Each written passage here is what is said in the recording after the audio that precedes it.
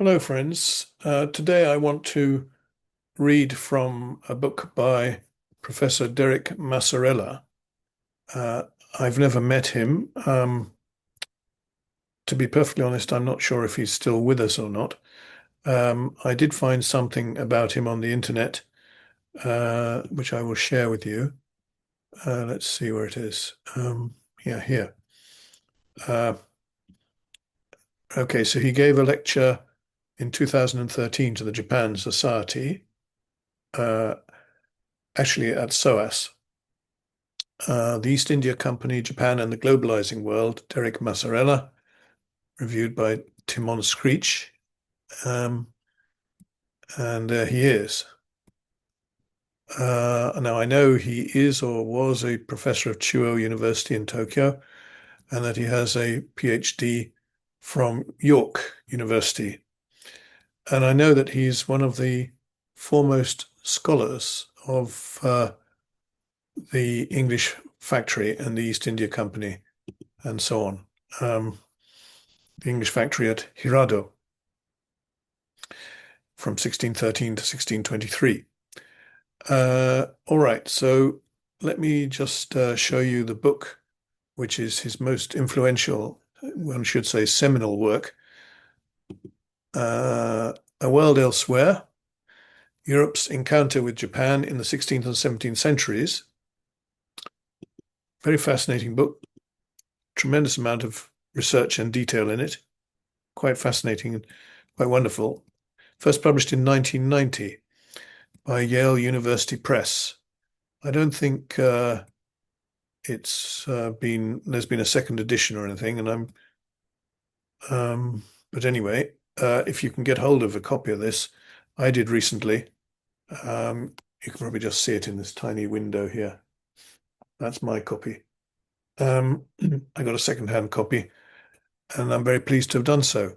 But it's easy enough to download one of these PDFs from, I think is it the Internet Archive or somewhere like that?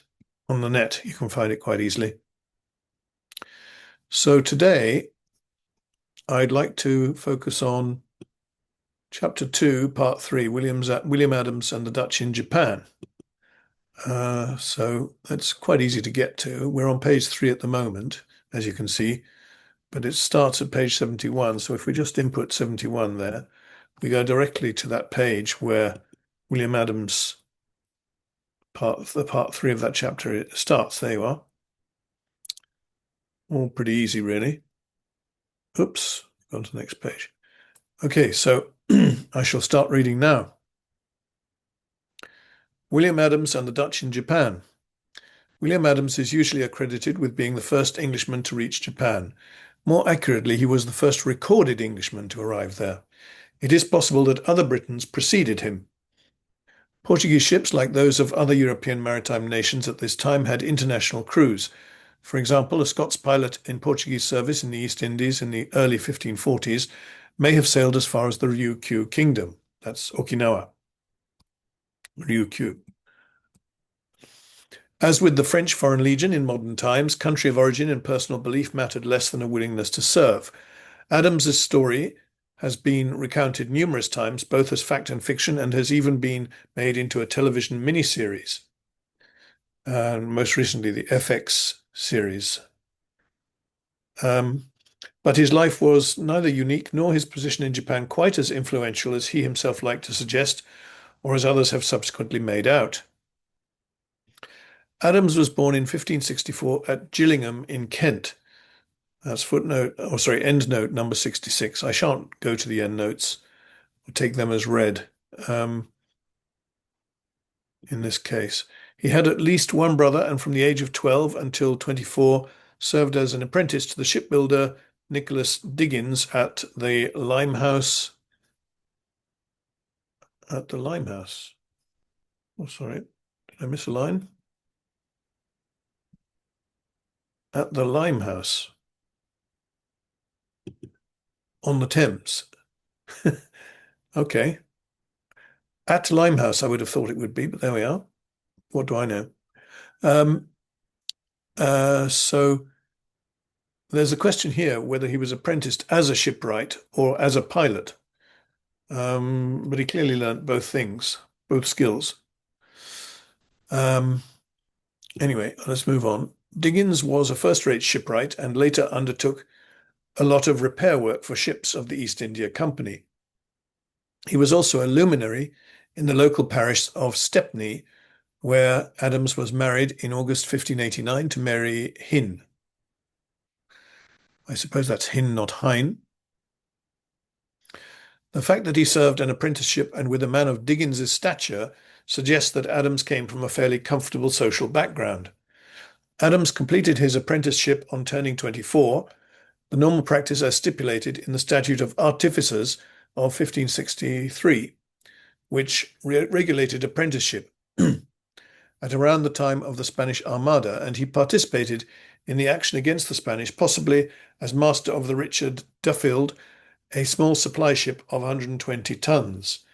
Well, I think it's fairly certain now. I'm not sure it's any longer. It's possibly. I think it's been fairly well established. Like many of his contemporaries, his service did not necessarily stem from patriotic motives alone. As Professor Andrews reminds us, who is he, I wonder, even Drake could not desist from a measure of privateering in the midst of the Armada campaign. Adams later served in the Barbary Company, which had been established in 1585 with a charter for 12 years, which was not renewed, to conduct trade with Morocco. Adams probably served on one of the ships chartered by the company, which, unlike the East India Company in its infancy, did not build its own vessels. These ships, usually of 100 tons, took advantage of their course, which fortuitously crossed the homeward path of Spanish galleons and Portuguese carracks, to engage in privateering, often with specific instructions to do so from their owners. According to the Portuguese chronicler of the East Indies, Diogo de Couto, writing in 1611, Adams, whom he suggests was a good cosmographer with some knowledge of astronomy, mentioned to the Jesuits sometime after his arrival in Japan that he had served on Dutch voyages in search of a northwest passage from 1593 to 5. Adams himself does not mention such service, but says that he remained in the Barbary service about 11 or 12 years until the Indian traffic from Holland began, which Indian traffic I was desirous to make a little experience of the small knowledge that God had given me.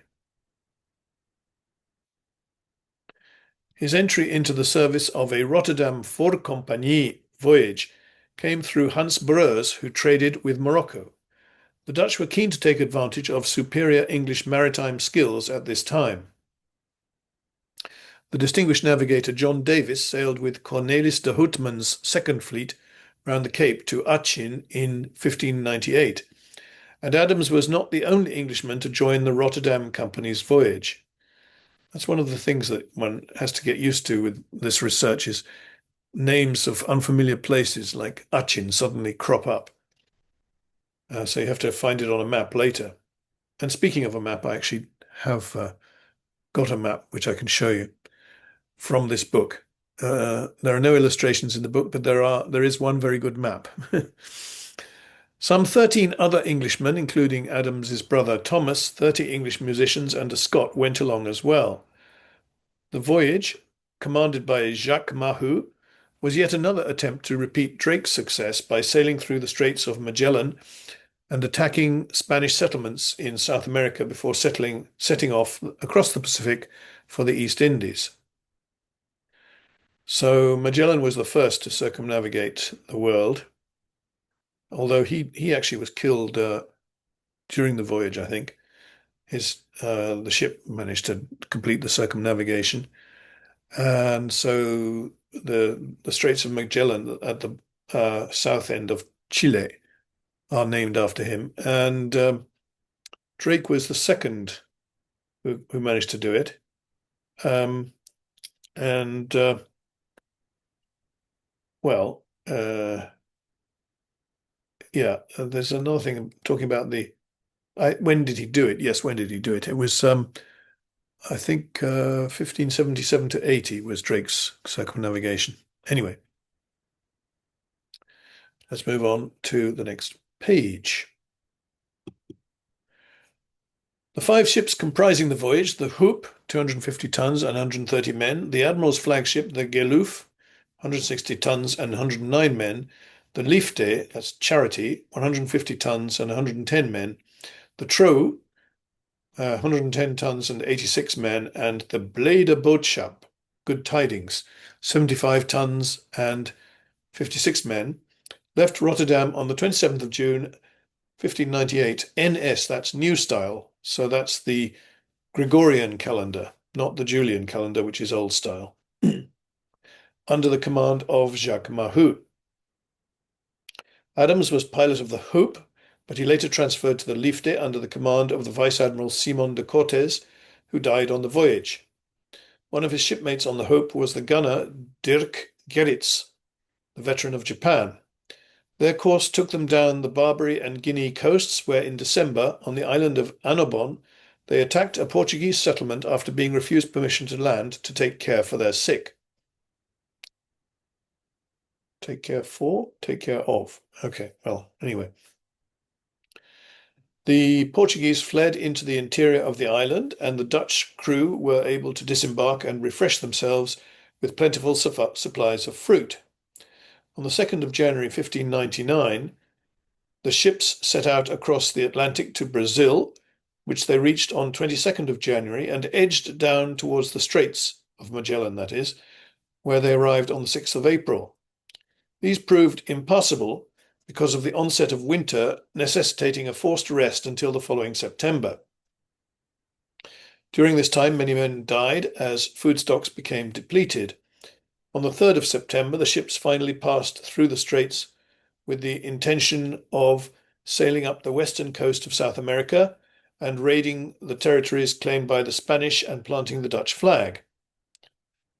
As was to be expected, in the treacherous waters where two mighty oceans clashed, the ships became separated. However, arrangements had been made for a rendezvous at latitude 46 degrees off the Chilean coast. Only 2 ships made it to the rendezvous, the Liefde and the Hoop. The Geloof, with Gerritz now aboard, turned back and sailed for the Netherlands. The Trouw and the Blijde Boodschap may have tried to make the rendezvous and failed. The Trouw succeeded in crossing the Pacific with its crew reduced to 24, including the Scot Willem Loyen, presumably William Lyon, and 4 Indians taken aboard off the South American coast. They were all arrested by the Portuguese when they made landfall in Tidore, that's in the Spice Islands, and only 3 or 4 made it back to the Netherlands. Lyon was still a prisoner in Goa in 1608. Goa, that's in India. The Blijde Boodschap was seized by the Spanish at Valparaiso in Chile. 11 men, including Gerritz, eventually made it back to the Netherlands. It was only by chance that the Liefde and the Hope found each other. The Liefde arrived first, spending 28 days at the rendezvous. The crew found it difficult to establish contact with the local people, who brought them food in return for trinkets, but would not engage in any trade with the Dutch for fear of Spanish reprisals. Accordingly, the Liefde moved up the coast to the island of Mocha, or Mocha, I think Mocha in this case, if it's Spanish, and then approached the mainland near the island of Santa Maria. Short of victuals, they attempted to land, but were repulsed by hostile natives firing arrows. A landing party finally reached the shore and tried to convince the natives of their peaceful intentions. This met with some initial success, and the natives brought wine and potatoes in exchange for iron, silver, and cloth. However, the crew tested their luck too far. On the 9th of November, 1599, this is, hoping to secure more provisions, another landing party of 23 men, including the senior officers and Thomas Adams, went ashore and were ambushed by a large force of Indians. I think they were Mapuche, the Mapuche tribe. The remaining crew weighed anchor and withdrew to Santa Maria, where a joyous reunion was had with the crew of the Hope. The Hope's pilot was Adams's friend, Timothy Shotton, veteran of Cavendish's circumnavigation, and her crew had been similarly devastated by native attacks at Mocha. Yeah, there's been a recent book by Tom Lockley on Thomas Cavendish, which I have introduced elsewhere on my YouTube channel. At this stage, it was decided wisely to abandon any idea of molesting Spanish settlements, especially when they learned from some Spanish whom they met at Santa Maria that the authorities were aware of the presence of Dutch ships on the coast and that the Bleda Boodschap had been seized. Instead of transferring all goods and men to one ship and burning the other, a sensible proposal given the much reduced manpower, it was decided that both ships, with Hout in command of the Hope as admiral and Jacob Jans van Queckerneck, the captain of the Liefde, as vice admiral, should, in Adams's words, direct our course for Japan, having understood that the cloth was their good merchandise. A supposition encouraged by Geritz, who, before his transfer to the Bleda Boodschap from the Liefde, had reported that woolen cloth was in great estimation in that island. In setting their course for Japan, the ships were relying on what turned out to be a false latitude for the position of Japan. All available maps and globes were wrong. Even Linschoten's Itinerario gave the southern point of the archipelago as 30 degrees 31 minutes. On 27th of November, the two ships stood away directly for Japan. After crossing the equator, they reached some islands, probably the Hawaiian group, and had a brief skirmish with cannibals in which they lost 8 men who, preferring to take their chances ashore, jumped ship. Around 23rd of February 1600, the two ships were separated in a fierce storm, the Bleda Boodschap perishing, and after a voyage of 4 months and 23 days from Santa Maria, the Liefde sighted land around mid-April at Sashio near Usuki in the province of Bungo, Kyushu.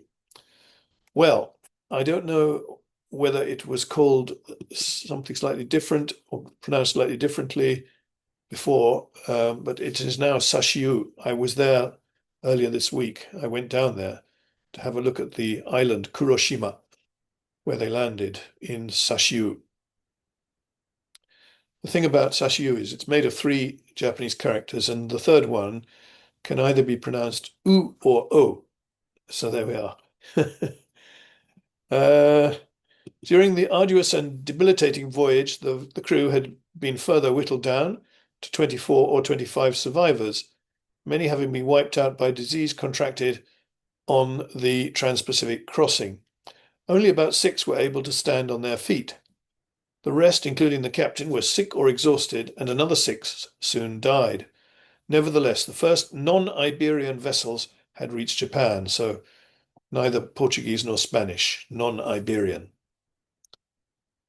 In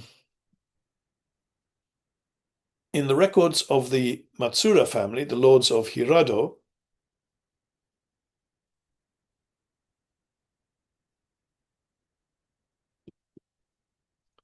compiled long after the event, there is a tantalizing suggestion that a Dutch ship visited Hirado in 1597. This is highly unlikely.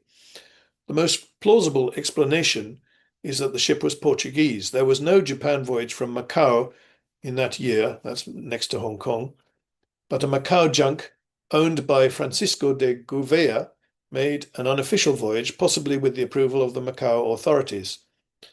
That was a Portuguese colony.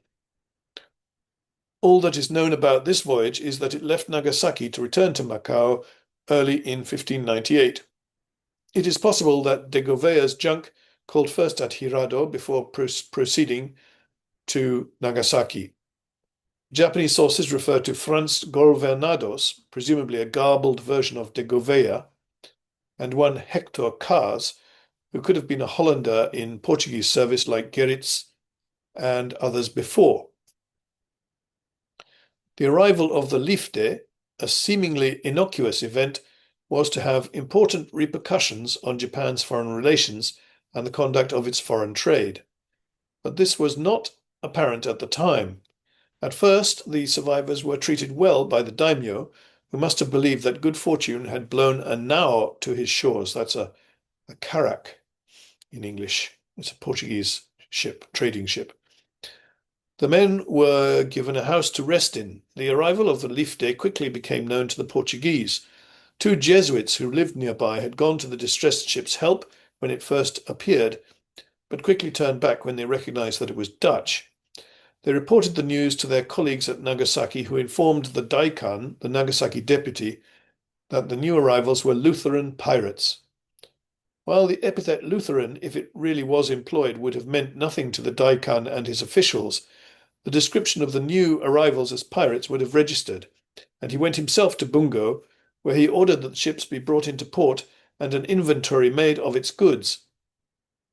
These consisted of some 11 chests of cloth, coral, glass beads, mirrors, and spectacles, 19 large pieces of ordnance and some small ones, 500 muskets, 5,000 cannonballs, and other weaponry. Two of the Dutch crew, Gisbert de Koning and Jan Abelson van Oudewater, tried to ingratiate themselves with the Japanese and the Portuguese, one of them claiming that he was captain of the ship. These were trying days, especially after the hardships of the Trans-Pacific crossing, and the linguistic confusion could only have created misunderstanding and reinforced fear. The Jesuits were instinctively jealous of their position in Japan. They had resented the arrival of the Franciscans in the 1590s, and the last thing they wanted was the presence of heretics from the rebellious Netherlands encroaching on their missionary territory. On the face of it, they seemed to have a couple of good cards to play against the Protestants. They could portray them as pirates and as rebellious subjects of the Iberian king. The attitude of Portuguese merchants is more complex. Clearly, those who were directly connected with the official Macau-Nagasaki trade shared Jesuit misgivings about a possible Protestant intrusion into the trade, but on commercial rather than theological grounds. They did not want new competition. Individual Portuguese trading on their own account would not have been so hostile. For all the acts of aggression that were committed in Asian waters by the English and Dutch against the Portuguese and Spanish, an undercurrent of friendship and a sense of common culture that transcended political and religious differences or commercial rivalry existed as well. Van Noort's near contemporary round-the-world voyage met with many individual Portuguese who were both friendly and helpful, and Cavendish, on his circumnavigation in 1588, met two Portuguese in Java who were welcomed with no small joy as fellow Christians, even allies. The two men had strong political views of their own. They resented the unification of the Portuguese and Spanish crowns and were supporters of the pretender to the Portuguese throne, Don Antonio. The Nagasaki Daikan deputy did not need any promptings from the Jesuits and Portuguese merchants to view the new arrivals with suspicion. The memory of the Wako, the pirates, and Hideyoshi's efforts to suppress them were still fresh in mind, and pirates had been active in the waters off Bungo in the past. I think Wako were Japanese pirates, actually. The Liefde did not appear like a mission from a foreign potentate.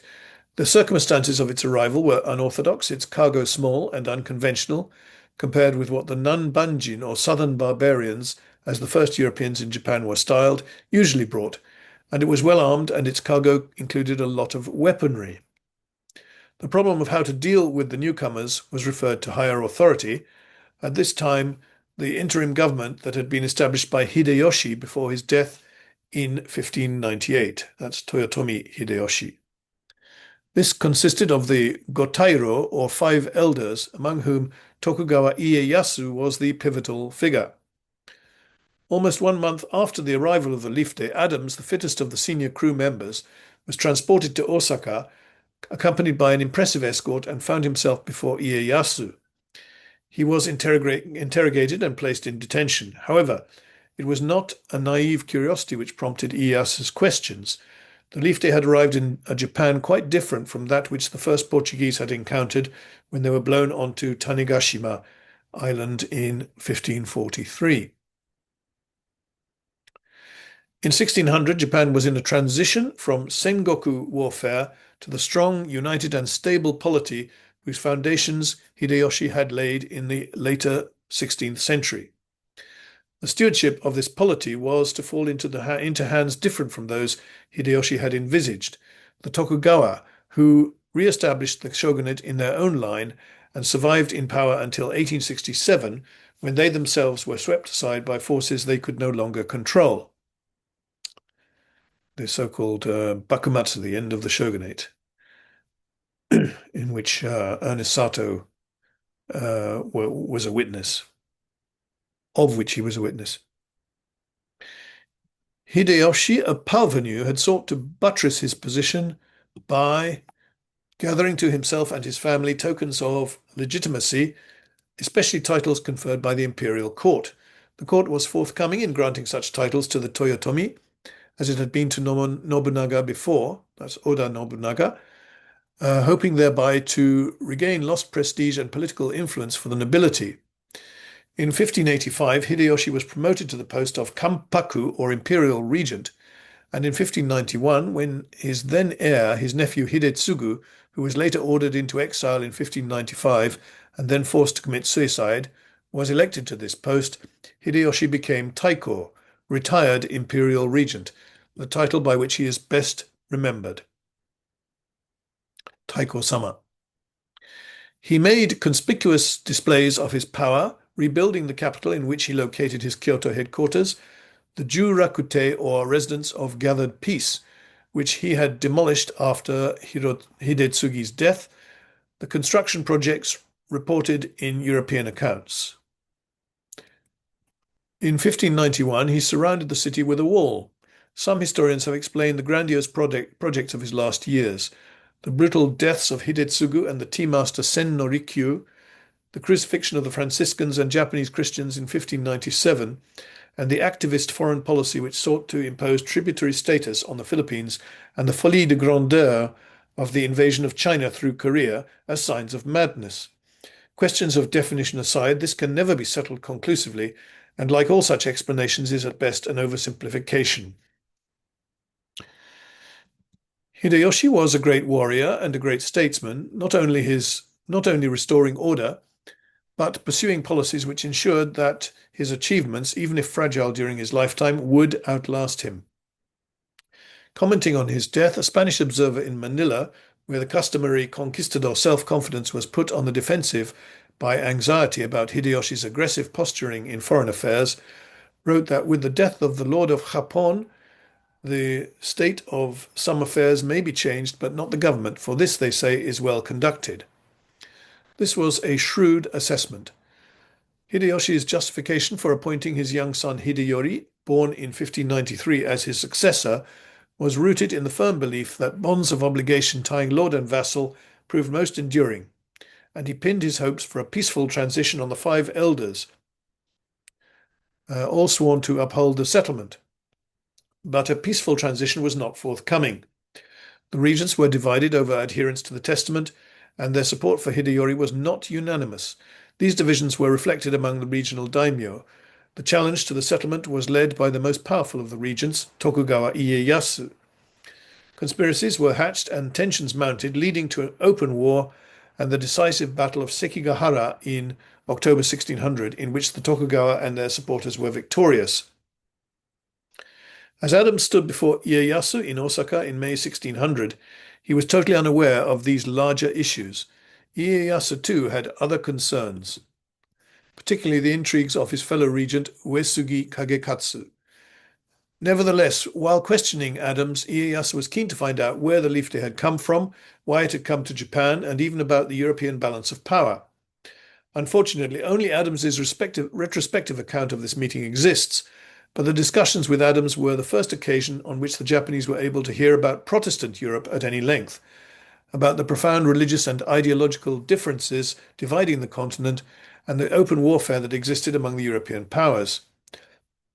To this extent, it marked the end of the monopoly of information about Europe that the Catholic missionaries had enjoyed.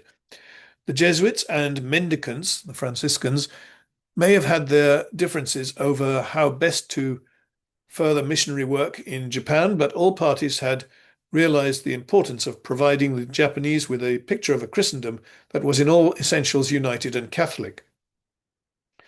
There is no indication as to how the Japanese, whose model for the conduct of international relations remained the Chinese tributary one, or rather their interpretation of it, conceived of inter-European relations, if indeed they thought about such matters other than superficially at this time. It was a slow and painstaking process for the Japanese to piece together the complex interrelations and ideological divisions among the various Nanbanjin who arrived on Japan's shores, and to begin to appreciate the differences between them. Hideyoshi himself had been intrigued by the character of the Spanish monarch, since 1580 ruler of both Spain and Portugal, even if he may have judged the Iberian presence in Manila as a possible threat. However, such strategic considerations apart, the image of the conquistadors was of a disciplined, tough fighting force in the service of a powerful ruler whose pretensions and claims to divine sanction were a match for Hideyoshi's own. However, the survivors of the Lifte's crew were the first concrete evidence that Europe was not united, and that even if they were Christians, Adams and his colleagues were of a different sect from the Iberians and Lusitanians, and that the two sects did not live in harmony. Adams's eloquence in describing contemporary Europe convinced Ieyasu that the new arrivals were something other than the thieves and robbers of all nations the Jesuits and Portuguese portrayed them as, and the future shogun accepted his explanation that the Lifte had come to Japan for trade, a purpose which Ieyasu welcomed wholeheartedly. Adams was kept in detention until late June, when he was allowed to rejoin his shipmates and the Lifte at Sakai. Entreaties to the five elders for permission to refit the ship so that it could continue its voyage fell on deaf ears. The precedent set by the treatment of the San Felipe was followed. The ship was considered a wreck and confiscated along with its goods, although, according to Adams, compensation of 50,000 reals, a generous amount, was awarded, most of which was used up in fruitless pleas to be allowed to refit the ship and leave. According to a Japanese source, the Lifte was shipwrecked again, this time beyond repair, on its voyage from Sakai, where Ieyasu had viewed her, to Edo, Tokyo, where she was to be examined more closely. So Sakai is south of Osaka. Adams only mentions a storm on this journey and provides little clue about any damage sustained. But even if the ship was damaged irrevocably, the crew could still have left Japan on either Chinese or Japanese vessels bound for Southeast Asia. They would not have wanted to leave on Portuguese or Spanish shipping and face detention and possibly death in Macau or Manila. After all, the Dutch were still at war with Spain. The exact reason for Ieyasu's prohibition against the crew leaving Japan is unknown, but his determination to improve Japanese maritime and shipbuilding skills and to develop mining technology clearly influenced the decision. The arrival of the Lifte was a fortuitous occurrence, as some of its crew possessed the very skills Ieyasu was seeking. Such men were valuable assets. Ieyasu had already made indirect overtures to the Spanish in Manila through the medium of the Franciscan missionary Jerónimo de Jesus. Jerónimo informed Manila that Ieyasu sought master shipwrights and workmen to help construct ships capable of carrying Japanese as far as New Spain. That would be Mexico, I think. Mexico? I think so, yes. When the request reached Manila, it caused alarm. The Spanish felt that the island's greatest security has always been that the Japanese have no ships and are ignorant in matters of navigation, an inaccurate assertion. To comply with the request would be equivalent to giving them the very weapons they needed to destroy the Philippines. The Spanish decided to stall and sent a message to Ieyasu advising him that such an important matter had to be referred to New Spain and eventually to the Spanish king himself. This they expected to take 3 years. Unfortunately, the ship carrying the Japanese ambassador who received this letter was wrecked off Taiwan on the return voyage. In view of the Jesuit-mendicant rivalry, Jerónimo de Jesus had a vested interest in creating the impression in Manila that Ieyasu's intentions were peaceful. De Jesus cited Ieyasu's withdrawal of Japanese forces from Korea and his firm opposition to any invasion of Taiwan, which the Spanish feared might be the prelude to an invasion of the Philippines themselves, and that he favored the promotion of Christianity even if this was pure invention on the missionaries' part. But unlike Hideyoshi's missives, Ieyasu's intentions were indeed unambiguously peaceful, and in his letter to Manila, de Jesus noted that Ieyasu had also invited the Spanish to trade with Japan, hoping to attract galleons to call at Uraga near Edo on their way to and from Acapulco, Mexico, or New Spain. After one galleon, the Espiritu Santo, the Holy Spirit, was seized in Tosa in 1602, Shikoku, After being blown off course, he sent 8 safe conduct passes to Manila, extending his protection to any future galleons that might find themselves in Japan. In 1609, Ieyasu took advantage of the presence in Japan of Rodrigo de Vivero y Velasco, the former governor of the Philippines, to draw up a treaty.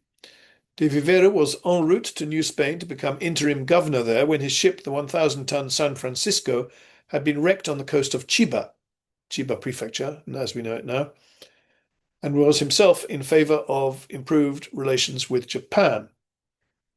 The treaty gave the Spanish the right to set up a factory, a trading outpost, at a location near Edo, where churches would be permitted, and granted them freedom to call at any Japanese port.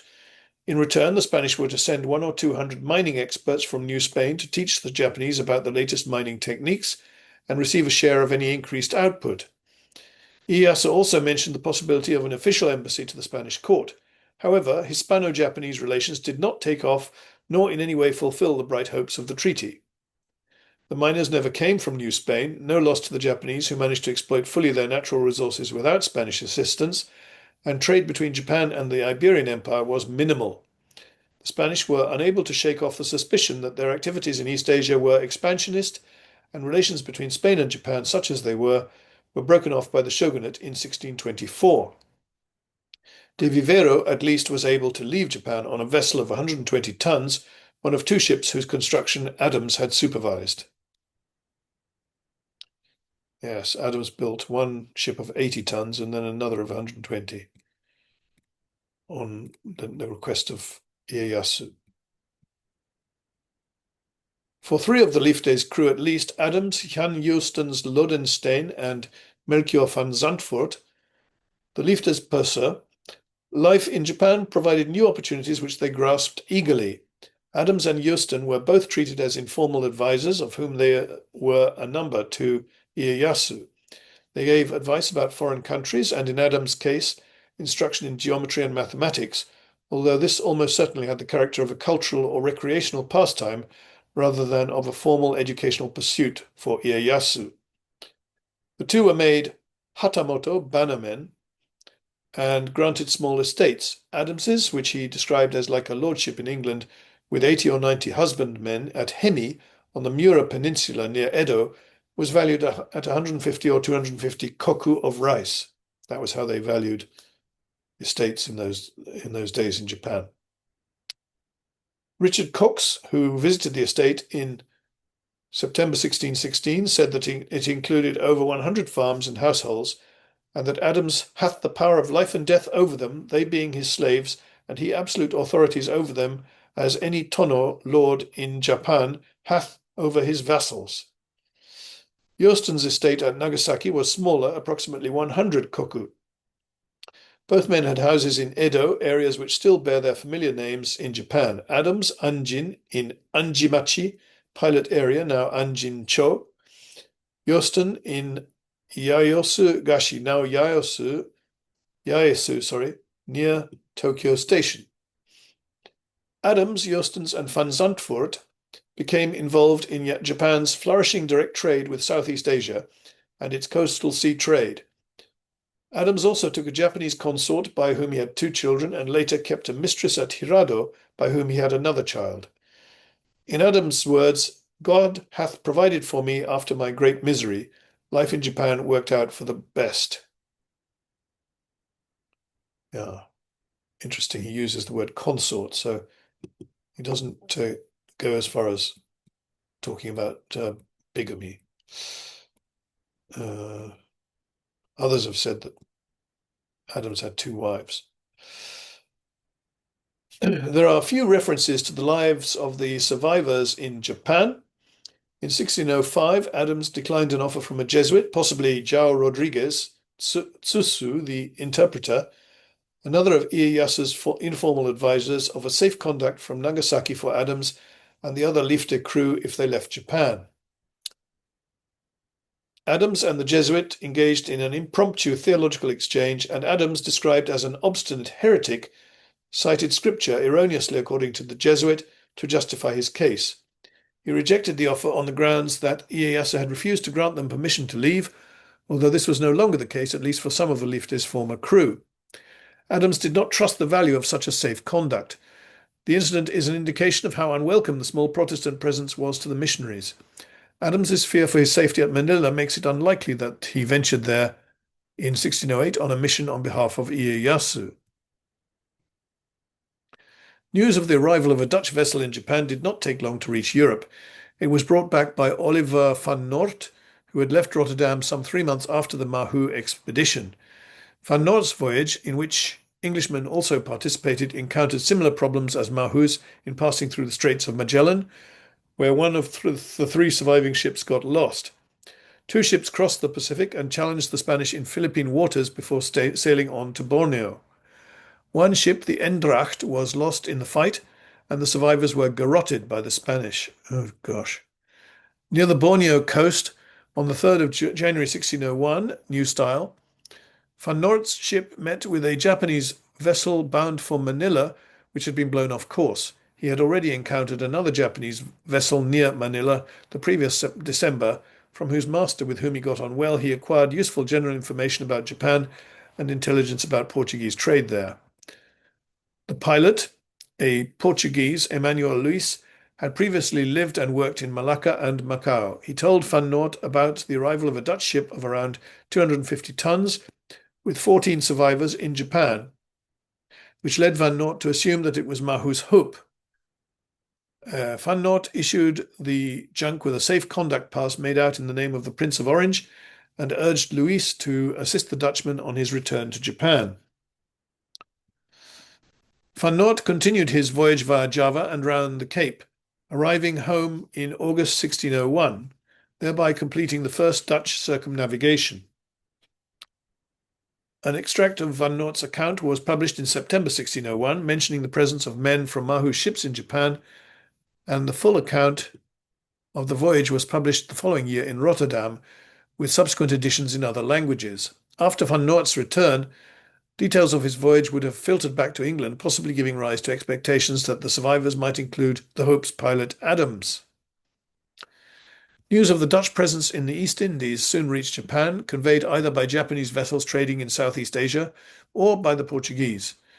In 1605, Ieyasu gave permission for Jacob Jans Queckerneck, the captain of the Liefde, and Melchior van Zandvoort to sail for Patani, where Jacob van Neck had established a factory in August 1602.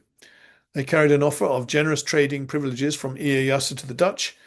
The 2 men travelled on a junk belonging to the daimyo of Hirado carrying a shuinjo, or vermilion seal pass. At Patani, the 2 established contact with the Dutch and provided them with accurate information that it was the Liefde, not the Hope, which had reached Japan. However, the VOC, the Verenigde Ostindische Compagnie, had more important matters to contend with. A Dutch fleet under the command of Queckerneck's cousin, Cornelis Matelief de Jong, was attempting to storm Malacca. The fleet had left Holland in May 1605 with instructions to sail for China and Japan and seize Malacca. Unable to find a passage home, Queckerneck travelled down the Malay Peninsula and made contact with Matelief's fleet in the midst of the unsuccessful attack on Malacca. He passed on the information that 12 of the Liefde's crew were still alive in Japan and volunteered for service in the Dutch fleet, but Queckerneck was killed in a later action in October. Van Zandvoort returned to Japan, preferring to continue trading on his own account rather than joining the VOC. He remained in Japan until 1639. After his failure to take Malacca, Matelief sailed on to Ternate. In 1607, the fleet reached the South China coast, where it encountered some Japanese pirates. They were called pirates, but were probably illegal traders, who informed the Dutch that they knew of Jacob Queckerneck, and mentioned that there were still in Japan 8 other Dutchmen who were building ships for the emperor. But Matelief did not proceed to Japan, considering that the trade of Japan, since it subsists upon China goods and a few European cloths, is not to be entered upon nor thought of until we have first a firm grasp of the trade of China, a shrewd assessment. Unfortunately, its implications were not grasped by his superiors. However, in February 1608, the Dutch factor at Patani, Victor Sprinkel, entrusted Van Zandvoort, who was by then a regular trader between Japan and Southeast Asia, with a letter for the shogun dwelling on the VOC's engagements against the Portuguese and explaining that these had prevented the Dutch from taking up his offer of trade. The letter referred to Matelief's bloody siege of Malacca, providing further evidence for the Japanese about the divisions within Europe. Sprinkle also sent a letter to Adams thanking him for his part in securing the offer of trading privileges for the Dutch, commenting that it was especially pleasing to hear of the good favour, love, inclination which your honour with some others show towards the fatherland. And asking him in friendly wise, since Melchior tells me that your honour is held in great favour by his majesty, personally to give his majesty this letter with the little gift. The gift consisted mostly of glassware and cloth and was worth, what's that, florin, I think, 112 ST, 98, yeah. Trying to remember the Dutch currency. I think it's florin. It was not until 1609 that VOC ships, the Rode Löwe met Palen, the Red Lion with arrows, and the Griffin, reached Japan. Well, I think there's rather a lot still to read till the end of this chapter, and I honestly think I shall stop. I shall stop here. But okay, so I've now stopped. But what I do want to show you is the map, which, if I can find it. Oh, hang on. I have to open it again. Just a minute. Don't think I've. It's going to take a little time to open it. Just bear with me a minute. Sorry. There we are. Map. That's it. So I can now share it. I have opened it. I will share it. Sorry. Let's get on with this. Come on. Right. Okay. There we are. Now that's a pretty useful map. It's in the front and also in the back of Derek Massarella's book.